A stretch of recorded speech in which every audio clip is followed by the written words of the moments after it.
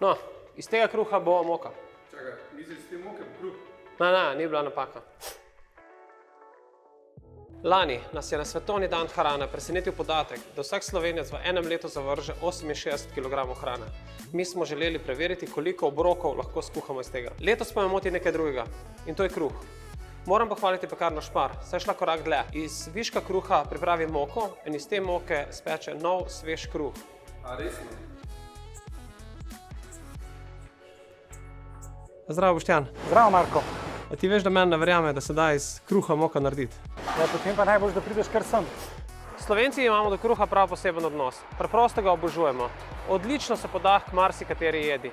Hkrati pa je zelo velik gospodinjski odpadek. Zelo me veseli, da so tukaj v pekarni Špar našli rešitev za to. Marko, živjo.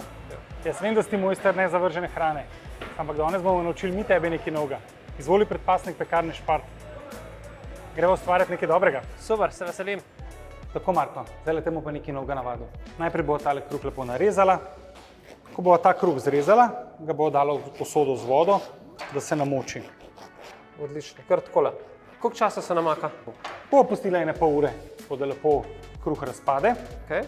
Ko bo ta mešanca pripravljena, bo dodala pa še ostale stvari. Najprej moko, kruh seveda potrebuje kvas in malo soli. To bova zmešala, da bo ostalo tako lepo testo. Potem ga bova lepo razdelila na pravo velikost hlebčkov, dala v vzhajalne košarce, vzhajala in v peč. In to je to? Enostavno. Tako dobrega naredimo z tako enostavnim postopkom. Enostavno je vedno najbolje.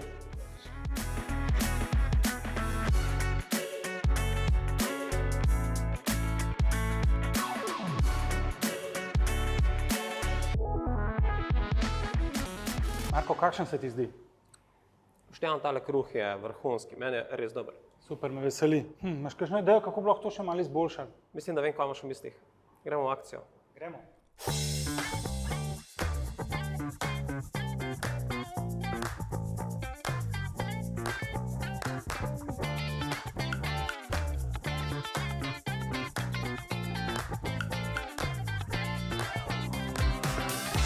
Trajnostni kruh lahko dobite že v vseh trgovinah Špar. Midva bomo šla še po korak dlje. Spekla bomo 100 hlebov trajnostnega kruha in ga skupaj z viški hrane podarila družinam in posameznikom pomoči potrebne.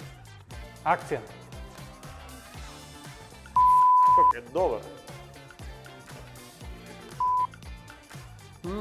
Je dober. Je dober.